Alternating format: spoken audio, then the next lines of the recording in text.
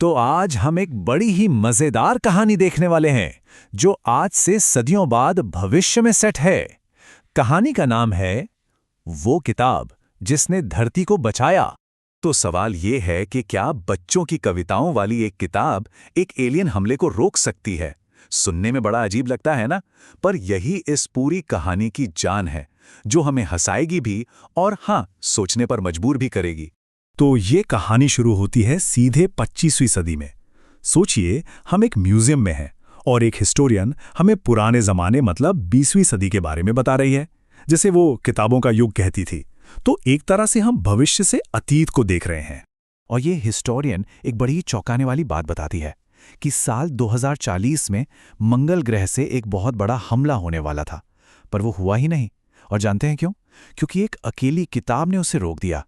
कोई हथियारों की किताब नहीं, कोई सीक्रेट कोड नहीं, बल्कि कुछ ऐसा जिसके बारे में कोई सोच भी नहीं सकता। तो चलिए अब मिलते हैं इस कहानी के विलेंस से। मंगल ग्रह की फौज का कमांडर थिंक टैंक, और इसे लगता है कि ये पूरे ब्रह्मांड का सबसे इंटेलिजेंट जीव है। अब थिंक टैंक के घमंड का लेवल देखिए। वो एक आईने से पूछता है, आईना आईना बताओ इस दुनिया में सबसे ज़हीन कौन है? बिल्कुल स्नो वाइट की कहानी वाली रानी की तरह। इससे साफ पता चलता है कि उसका ईगो कितना बड़ा है। और यहां देखिए मंगलवासी दिखते कैसे थे। थिंक टैंक का मानना था कि उसका वो बड़ा सा गुब्बारे जैसा सिर उसे धरती के छोटे सिर वाले बदसूरत लोगों से कहीं ज्यादा सुपीरियर बनाता है, और उसकी टीम भी कुछ वैसी ही दिखती थी। तो अब सीन शिफ्ट होता है धरती पर, जहां मंगलवासियों की टीम लैंड कर चुकी है और वो उतरे हैं एक पब्लिक लाइब्रेरी में। और वहां की चीजें देखकर बिल्कुल हैरान परेशान हैं।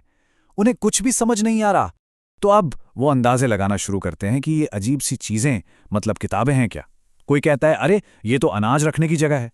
दूसरा कहता है नहीं नहीं, ये तो टोपियों की दुकान है। और फिर हमारे महान थिंक टैंक वो पूरे कॉन्फिडेंस से ऐलान करते हैं ये सैंडविच हैं। और अब आता है कहानी का सबसे मजेदार हिस्सा। अपनी थ्योरी को सही साबित करने के लिए थिंक टैंक बेचारे सार्जेंट ऊप को वो सैंडविच यानी किताब खाने का ऑर्डर देता है।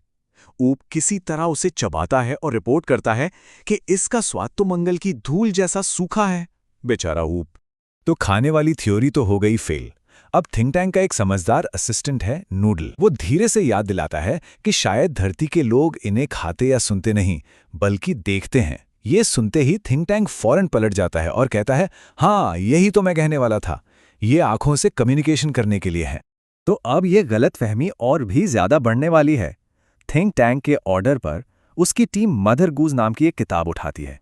क्यों? ताकि वो धरती वालों के सीक्रेट कोड को क्रैक कर सकें। और इस मुश्किल काम के लिए तैयारी भी जोरों पर है। थिंक टैंक उन्हें अपनी इंटेलिजेंस बढ़ाने के लिए स्पेशल विटामिन खाने का हुक्म देता है ताकि वो इन अजीब तस्वीरों और शब्दों का मतलब समझ पाएं। तो विटामिन खाने के बाद वो पहली कविता को डिकोड करते हैं। ये एक बहुत ही प्यारी सी मासूम सी कविता है, मिस्ट्रेस मैरी और उसके बगीचे के बारे में। पर थिंक टैंक का जो घमंडी और शक्की दिमाग है ना, वो इसका मतलब कुछ और ही निकालता है।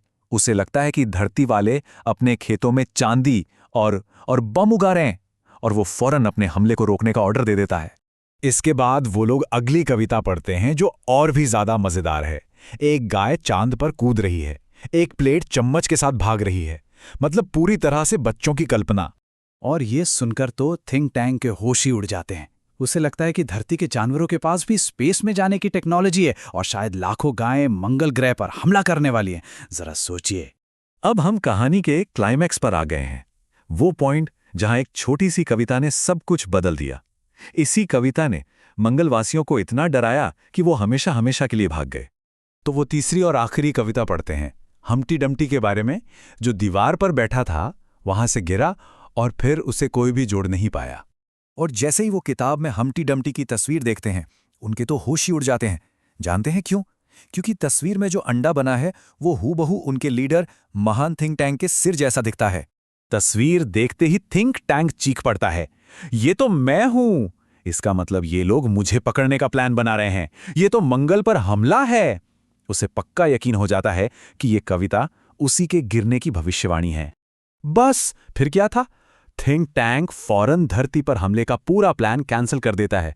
वो अपनी टीम को ऑर्डर देता है कि धरती से सारे सबूत मिटाओ और मंगल ग्रह खाली करके 10 करोड़ मील दूर भाग चलो। डर का आलम देखिए। और इस तरह 25वीं सदी में वो हिस्टोरियन हमें बताती है कि कैसे एक छोटी सी गलतफहमी ने पूरी धरती को बचा लिया। सदियों बाद धरती और मंगल के बीच अच्छे रिश्ते भी बन गए। सत्ता होशियार नूडल के हाथों में आ गई और हाँ, मंगलवासियों ने पढ़ना लिखना भी सीख लिया। पर एक मजेदार बात यह है कि उस डरावने एक्सपीरियंस के बाद मंगलवासी आज भी मदर गूस पढ़ने से डरते हैं। वो किताब उनके लिए एक बुरे सपने जैसी बन गई। तो इस पूरी मजेदार कहानी से एक बहुत ही सीरियस सवाल भी सामने आता है। क्या आज के इस डिजिटल दौर में किताबें अपनी अहमियत खो रही हैं? क्या हम किताबों के बिना काम चला सकते हैं? ये कहानी हमें याद दिलाती है कि एक किताब में कितनी ताकत हो सकती है, भले ही उसका मतलब गलत ही क्यों ना समझा जाए। इस पर सोचेगा जरूर।